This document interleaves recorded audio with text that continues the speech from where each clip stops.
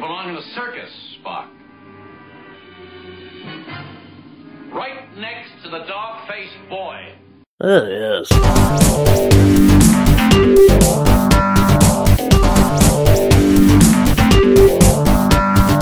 Yes. Hey guys, welcome to Podcast Misplay, episode 27. It's late at night, and I am joined by my bedside companion. It's only Dan. Hello! Hello, Dan. Hello. How are you today? I this am evening? Sims.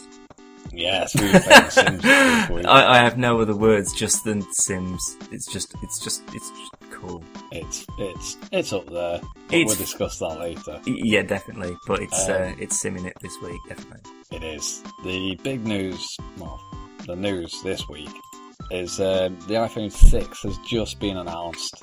Literally just. Yeah, so we're actually on target for once. Yeah, pretty much. And there's three of the little bastards. Yeah, a 6, a 6S, and a watch.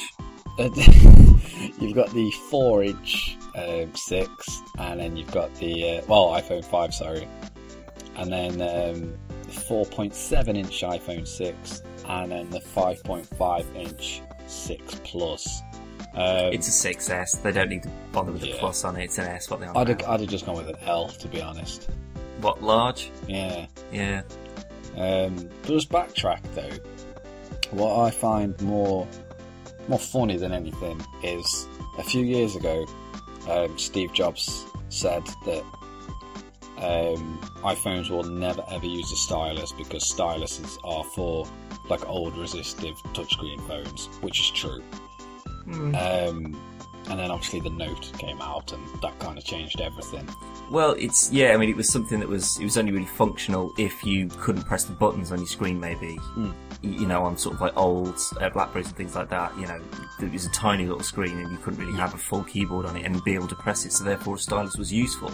Until you, as you said, you know, something like the Note came along where it was, you know, it's actually a functional tool. Yeah, it's an actual device in itself, as opposed to an accessory.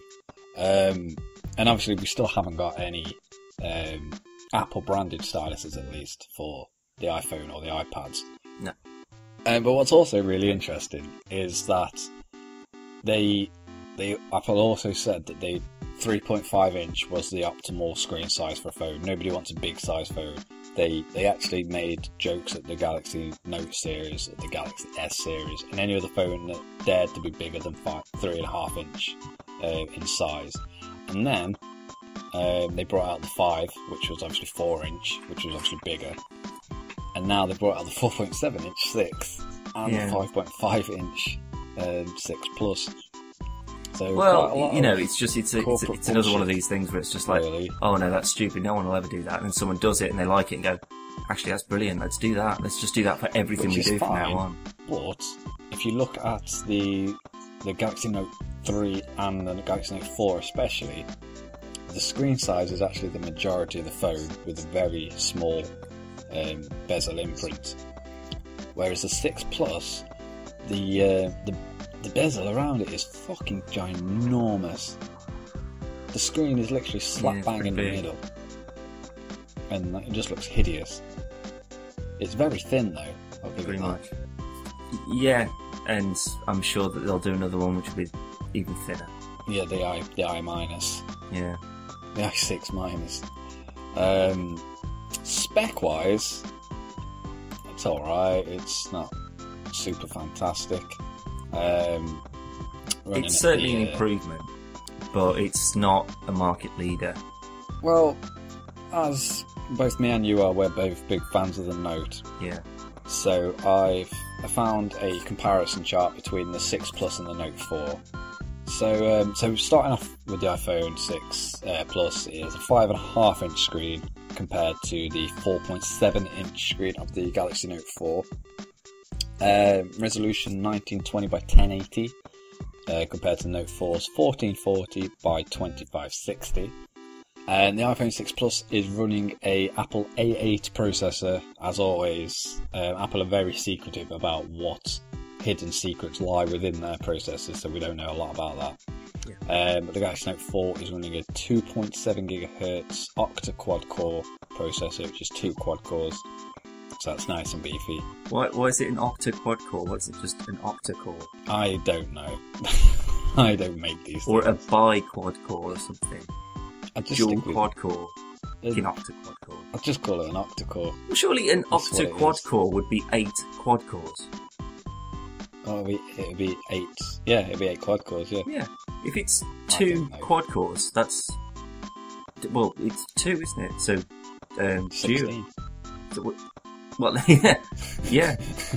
But it'd be like dual quad core, bio quad core, or just octa-core. Just put it's got 2 quad cores. Yeah. Of course it's got one. iPhone 6's rear camera is a very pathetic 8 megapixel. Well, they've never been ones for the cameras, really. To be fair, they do produce nice shots. Mm. In all fairness, I don't know whether it's the type of lens they use or what. True, but some phones do pride themselves on having, the next one has a much better camera, the next one has a much better camera. Maybe not, to be better than absolutely everything that's out on the market, but The previous phone. certainly, enough to beat the previous model, definitely. Yeah. So this does seem like a step backwards, but, maybe if they're using more resource for, just general bits and pieces the phone can actually do, they're taking it away from the camera, then fair enough. That is compared to the 16 meg camera on the Galaxy Note 4. Front camera is FaceTime HD, which is, I think, I haven't actually got the specs, but if it's like the last one, it'll be like 1.3 megapixels. And it's not actual HD, it's 720p. So it's HD ready. Yeah. Compared to the 3.7 megapixel front camera on the Note 4. Memory is obviously, as usual, 16 gig, 32 gig, 64 gig, and now the new 128 gig. But that's once you've got it, you've got it. You can't upgrade memory or anything like that. Yes, again. As opposed to the storage on the Note 4, which is 16 gig, 32 gig, upgradable up to 128 gig. Now that makes more sense, surely. That's kind of standard on all Android phones now. Yeah, but even business-wise, if some people just can't afford to spend, $500 or £500 on, a 64 gig iPhone 6. Therefore, they should have the option to buy a smaller version and use the memory card that they might have had for the last 5 years. That's why they don't know, because that's why they bring out the Yeah, different of course, it's simply money. Yeah, More money, everyone would buy the 16 gig and upgrade it to 128 gig. Yeah, but that's customer service, surely. Well, Oh wait, no, sorry, it's a big conglomerate. Never mind. exactly. RAM, we don't know what the iPhone 6 RAM is, but the last one, they bigged it up, the 64-bit. It was the first phone to have 64-bit chip architecture, and it only had a gig of RAM, so it didn't utilise any of that 64-bit chip, and I'm assuming this does the same. Galaxy Note 4 has a big, fat, beefy 3 gig of RAM, which is actually more than some PCs, but Yeah. whatever. Battery 12 hours on standard LTE browsing. Galaxy Note 4 is 3220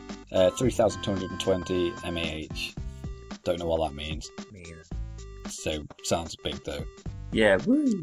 A couple of other things. You got actually iPhone 6 has got the optical image stabilization, fingerprint scanner, accelerometer, and all that shit. Galaxy Note 4 has fingerprint scanner, accelerometer, gyroscope, heart rate monitor, and lots of other doodads. Heart rate So- monitor. Yeah, Why? I don't know. Is it a jogging thing? Well, I'm assuming it's to do with the headset that you can buy. Oculus have made a VR headset for the Note 4, so it might have something to do with that. Yeah, that doesn't sound like the safest of things, really. You're trying to walk across the street with a VR headset on and just some car just takes you out. Well, I'm not assuming it's for casual strolling. I'm assuming it's for playing games and watching films. Yeah, but then make it for a fucking console or a PC then. Why They make it have. for a mobile device? I don't know. I didn't make it. It's silly. It's all bloody silly. But anyway, You also got the iWatch bollocks. Samsung's got the Galaxy Gear. However, speaking of watches, very, very quickly, because I don't really care that much about it, but the actual amazingness that is the Motorola 360 smartwatch, which is just a normal smartwatch from Motorola. It's not a big fat, nothing really good. However, you can download the watch skin from GoldenEye. Yeah, so that in itself is worth getting. Yeah, I think I might just buy it for that, to be honest.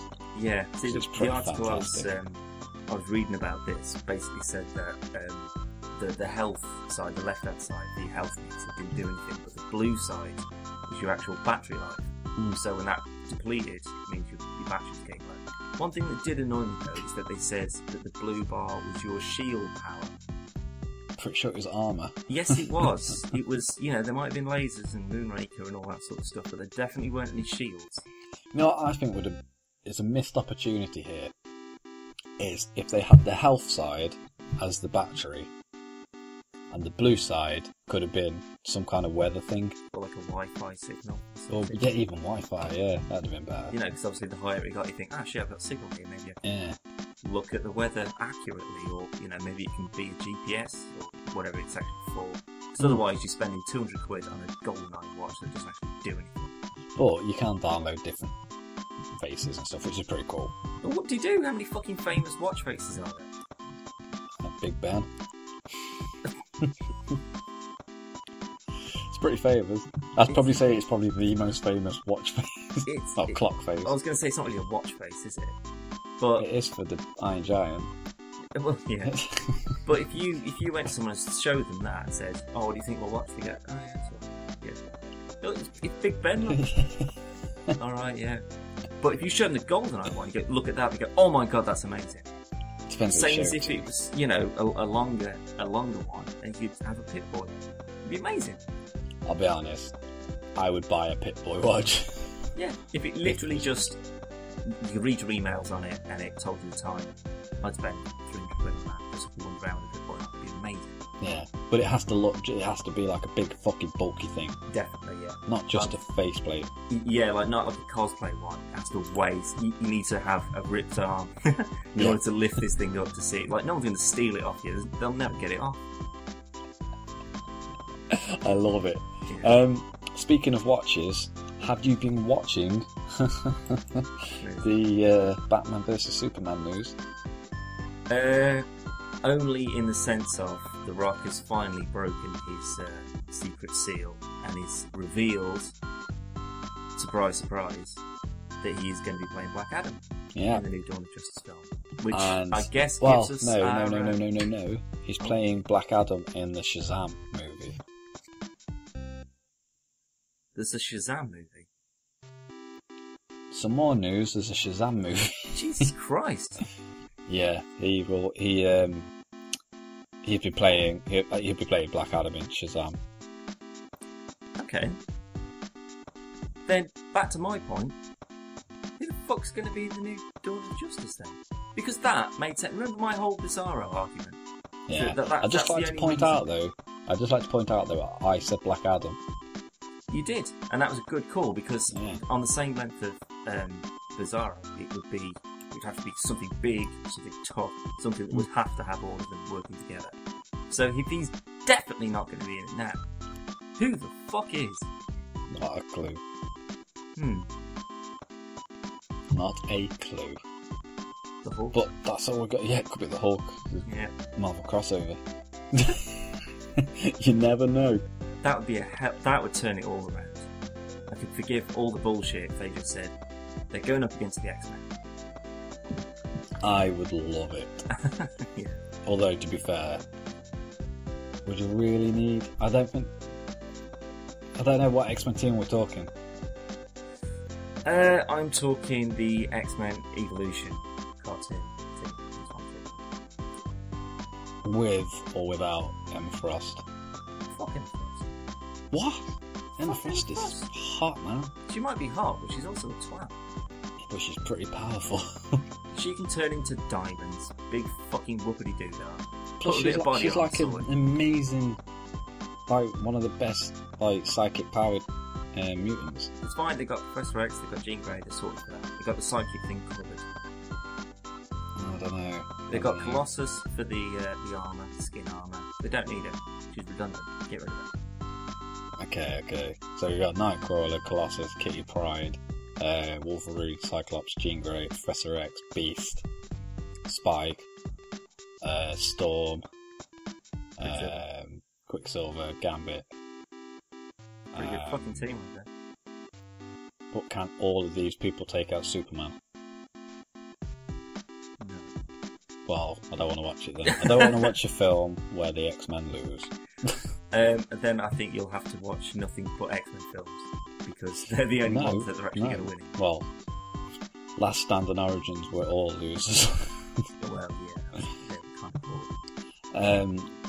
Both Jean Grey and Professor X will be able to read Superman's mind, find out that he's vulnerable to kryptonite.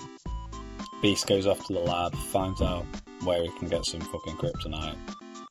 Gambit goes on the streets, rustles up some homies, gets some kryptonite. Wolverine, they inject Wolverine's claws with kryptonite.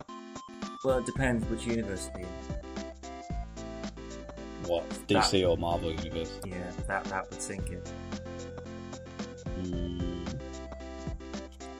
If they're in the Marvel one, they're pretty fucked. Why? Oh yeah. No, they're in the New 52 universe. Oh well, yeah, they'd be fine. Yeah, it's alright, it's all good. I like the fact you just changed the rules just ever so slightly, just to make it, slightly more X-Men heavy. It's gotta be X-Men heavy, man. Fuck me. Yeah. You should know me by now. I know, yeah. Speaking of DC, I've been going on a bit of DC binge over the last sort of week or two. Basically watching all of the Justice League films or the Batman films, but there was one that I actually watched today that I didn't even know existed, that you may know about, I'm not sure. But it's called Batman Mask of the Phantom. Mask of the Phantasm. Yeah, it might actually be Phantasm. I don't know. I didn't read it properly. I was too excited. But it's pretty old. It is. It's from 1993. Yeah. But it's still Kevin Conroy, Mark Hamill, all the good ones. But yeah, considering that the art style was incredibly dated, it was still a really interesting story. Hot off the heels of the Batman the animated series. Absolutely, yeah. I mean, basically they just put it straight onto a film, which is brilliant. What I found really interesting, and actually, back when Tech Beaver was still alive, I put an article up about my favourite Batman moments from films, and there's a scene in Mask of the Phantasm where Bruce... I don't give a fuck if you haven't seen this film. Fucking spoilers, whatever. Spoiler. It's like 14 years old now. Yeah. No, longer, 24 years old. Yeah, but there's a scene where Bruce is at his parents' grave, and he's like pretty much on the verge of crying because he doesn't want to be Batman anymore, and this, that, and the other. He just wants to be normal and stuff. And it's quite heart-wrenching. Is that the bit just before he proposes to her? Yeah. It's just like, I don't want to do this anymore, sort of thing. Yeah. Yeah. It's a very different scene than any film has ever like animated or live action. You never see that kind of side of Bruce. Yeah, that's a really good point. I mean, he's sort of... I love the style of it. I mean, the artwork, like I say, is a bit dated, but the actual style, the whole... he's not completely dependent on gadgets and gizmos and things to get him out of trouble. It's literally just him in a costume, and it's all sort of like... It's really kind of like sort of futuristic 1950s, 1960s. Yeah, very noir. Very, very much so, yeah. But it's, all the women have got beautiful long, sort of tailored hair, that just sort of falls across their eye. And, all the chaps are all wearing suits, they've all got fedoras and all that sort of stuff. So it was a really cool setting. But like you said, it's sort of like this whole... It's kind of like... I see it in the sort of same way as Casino Royale for the James Bond film. Yeah. Because this was... you see him at a time when he was happy, and, he found someone that he thought, wow, this person's awesome, I really want to put some time and effort into this. And then obviously in Casino Royale she gets killed, and then he just turns into the Bond that we all know. And then in this, it's a really kind of good setup to say you didn't get this girl, therefore fuck everyone else, apart from Talia and all that. Yeah. But it's really good because you're right. You don't see that sort of side to it at all. But it's a really nice one. It's still a worthwhile recommended film. Absolutely. I actually watched it again for like the billionth time last year, some point. I still rate it very highly. It's one of my favourite, not just Batman films, but one of my favourite animated films. I did like it. It's really, really good. I do like that. On the opposite side of the spectrum, though, I've also been watching a DC cartoon I had no idea even existed, called Young Justice. Young Justice, indeed. Yes, this is a very strange series that literally I found on YouTube. Just a clip of it. I was just like, what the fuck's this from? And then ended up buying the first season just to sort of check it all out, which I fucking haven't bothered now. It's interesting in a way, but it's not as funny as Teen Titans Go, and it's not sort of quite sort of dramatised and centred around just the five of them as Teen Titans was. It seems so open and mishmashed. There's the whole of the Justice League in it, and then there's these new sort of young Justice League, and the only person I actually want to see fucking do anything is Robin. He never does. He just disappears off, and then he sort of turns up in it, after about 5 minutes going, where the fuck were you guys? Yeah. It does kind of sit in the middle of, like you say, you've got Teen Titans, which is funny in its way, but it's also quite a serious cartoon, and then obviously you've got Teen Titans Go, which is just full on comedy. Yeah. And then obviously you've got the likes of even Batman Brave and the Bold is a lot more serious, even though it's kind of sways more towards the campy Adam West Batman. Whereas just Young Justice, it just kind of sits in between as, oh, Young Justice is on, let's watch it, I suppose. Oh no, Spider-Man's on Disney XD, we'll watch that instead. Yeah. It's. I don't think I've watched enough of them as of yet. I mean, I'm only about 20 episodes through, I think. So I don't think I think I've probably watched about 7 or 8 episodes. Yeah, there's actually one pretty good one. Spoilers again. You probably won't watch it, so you don't care. But there's basically an episode which starts off with this sort of big ship coming in to Earth. The Imperial Length. What? The Imperial Length. Not even something as cool as that, it's just this weird blobby thing. The Imperial. Well, yeah. And Batman's flying towards it, and they fire like a missile or something. No, sorry, I'm thinking of something else here. But 2 Green Lanterns. It's never explained which one's which. 2 Green Lanterns. Pinky and Perky. Maybe. They go up and try and open it or communicate with it, whatever. Then this beam just shoots out the front of it and vapourises it. Like the skeletons go onto dust. And then Batman's Batplane, or Space Batplane, whatever it's called, like the bottom doors open up, and like half the decent Justice League will fly as Superman, Martian Manhunter, Captain Marvel, which is Captain Marvel in this, is not Shazam. And somebody else, I can't remember. They all fly to it and go, right, so we'll put this thing up. Beam fires again, vapourises all of them, kills all of them there and then. And then Batman gets shot with this thing. He ejects out, and then like a little version of it, a little fire comes up, like just stops in front of him and just vapourises him. So like the first sort of like 3 minutes, the entire decent Justice League all killed off. And I was just like, fucking hell, maybe this is going for a bit of a dark turn now, Jesus Christ. Blah blah blah, Earth gets fogged, blah, blah, blah, gets to the end, it was all a dream. So it was basically a DC version of Lost. Pretty much. So it was just some sort of psychic training thing that went wrong, but none of them realised. Awesome. And it was just the worst letdown at the end. Because I thought, obviously, this isn't going to be, that it can't be halfway through the first season. I know there's at least 2. Everyone gets killed off. Everyone's dead, and it's just about bloody Perry White and Jimmy Olsen. Exactly. What you got for me today, Jimmy? Nothing. Everyone's dead. There's no news. Yeah. So yeah, it's not even a good premise because it's trying to be Teen Titans. It shouldn't be. No. So, my advice, Stay don't watch clear. Speaking of nothing relative, we've been playing The Sims 4 Yes, this we have. week, and I don't know about you, but I'm still undecided. There's certain things that I really, really like. Just little touches and little animations and things like that, which make it a lot more believable. But there are quite a few things that are absent, which shouldn't be. And I don't think that they're necessarily good decisions. Obvious ones, no swimming pools. Yeah. Don't understand that. No toddler stage. You go Yep, from a baby literally to a go. young adult. Yep, which is quite a weird thing. No cars. Yep. Now there are cars, you can see cars on the street and stuff, but you can't buy a car. I've also And- noticed when I go to, well, not when I go to work, but on The Sims when I go to work, I just run. I haven't actually got a carpool.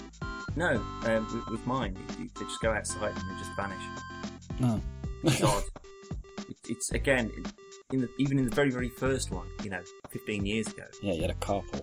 a car would always pull up and you just jump in it. There wasn't any indication that you could ever get a car or anything, but it was just a given that there would always be a little car that would come and pick you up. DLC and all that sort of stuff aside, that you could get your cars and all that sort of stuff in there.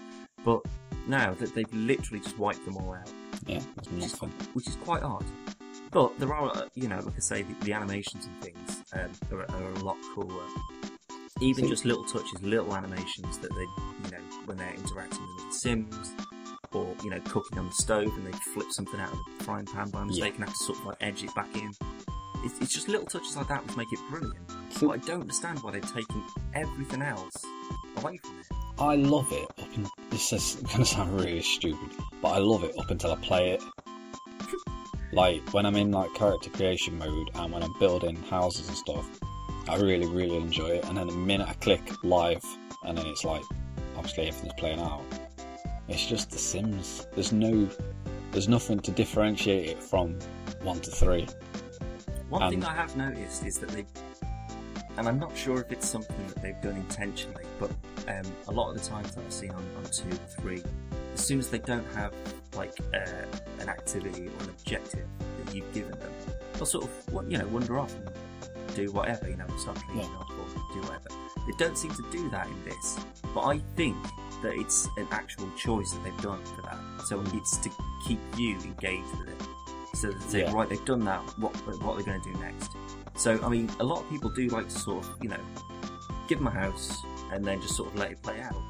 But that's not quite as interactive as I would play Sims. See, So for me, I tend to like kind of get everything ready, and then I've noticed a lot of the time on this one, especially when you're building a new house, they'll wait outside for quite a long time before they go in, so I end up clicking on the TV or something so they walk in.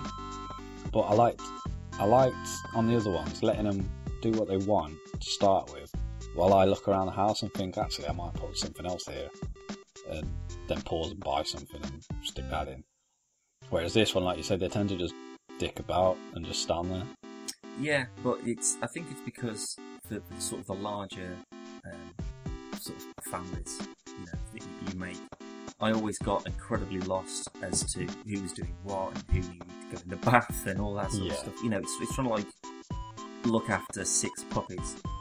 You can't. You've got to sort of give one your attention at a time. But then the other one's pissed in your shoes, and the other one's sort of shit on the curtains. And it's really quite hard to keep a track of like mass. Which is obviously what it's for. You build massive houses, you have big old parties, and 30 people all doing stuff at the same time. So if you've just got one, I can see it being quite boring. But that would then push you to, send them out into the world, make acquaintances and stuff, get them all back, have parties and stuff. So I think they've done that on purpose. And for me, as a player, I like it because it keeps me engaged with it. It keeps me saying, like, what he's done with that, what's he doing next? But there isn't enough to keep engaged. That is my next point, yeah. there does seem to be, there's obviously a lot of sort of, new additions in like the decoration and the build mode and all that sort of stuff. But the sort of the little things, dishwashers, no more dishwashers. Yeah, there's no dishwashers. I don't get that. Garbage disposal units. Yeah, no house phones.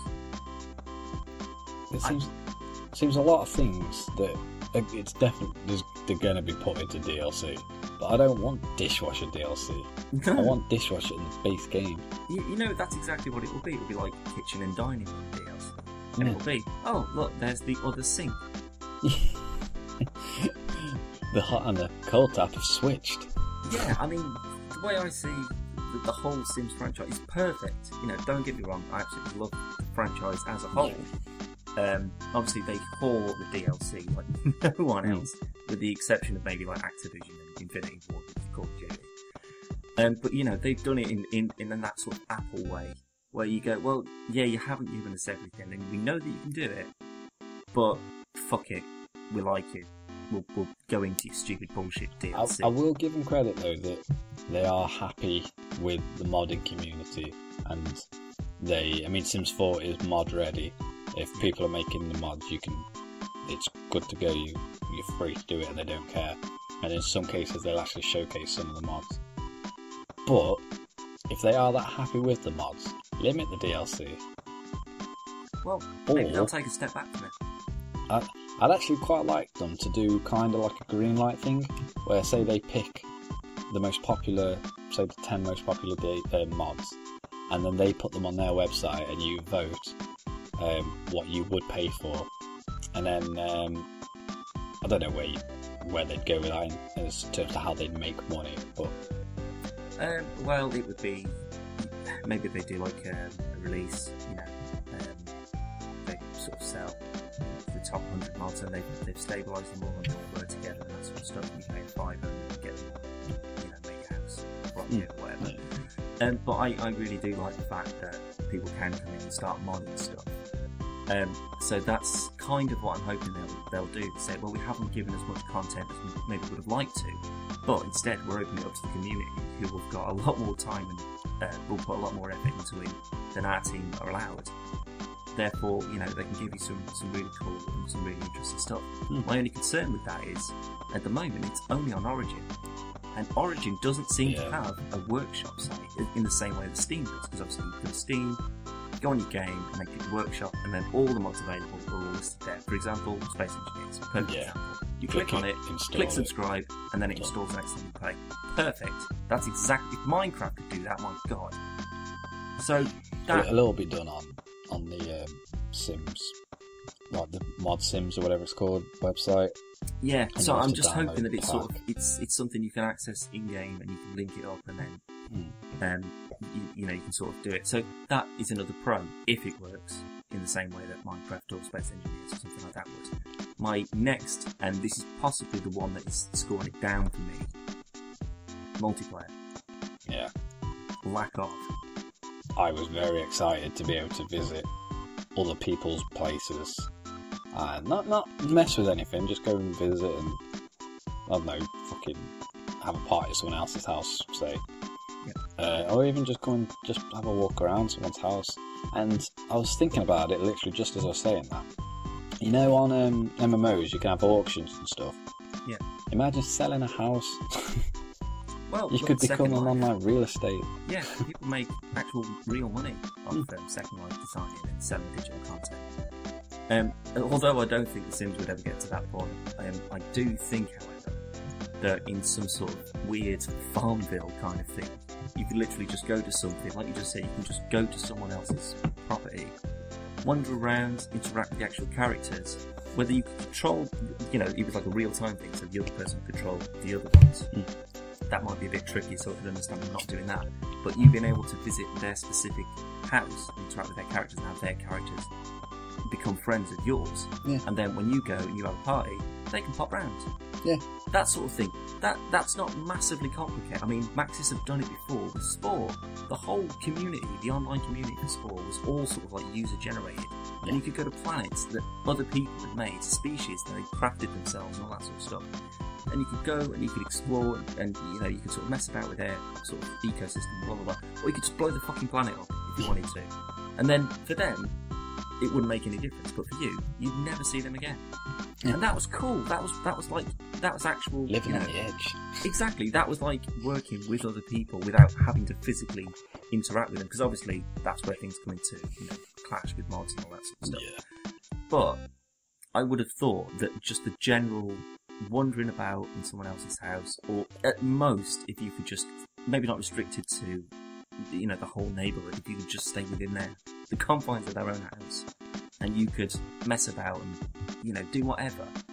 That, I'm absolutely shocked that that's not even a feature.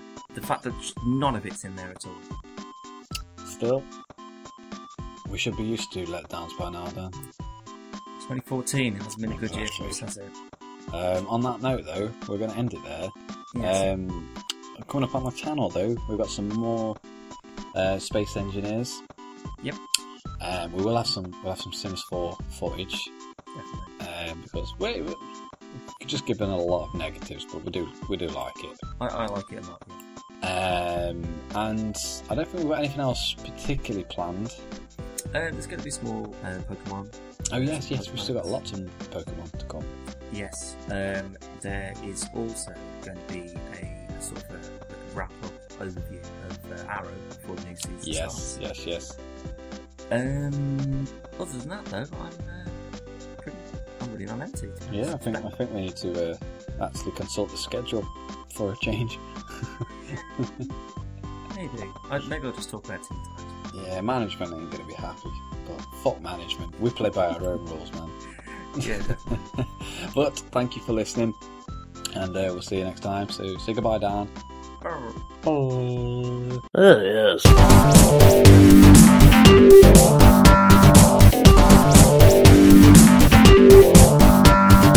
Yes.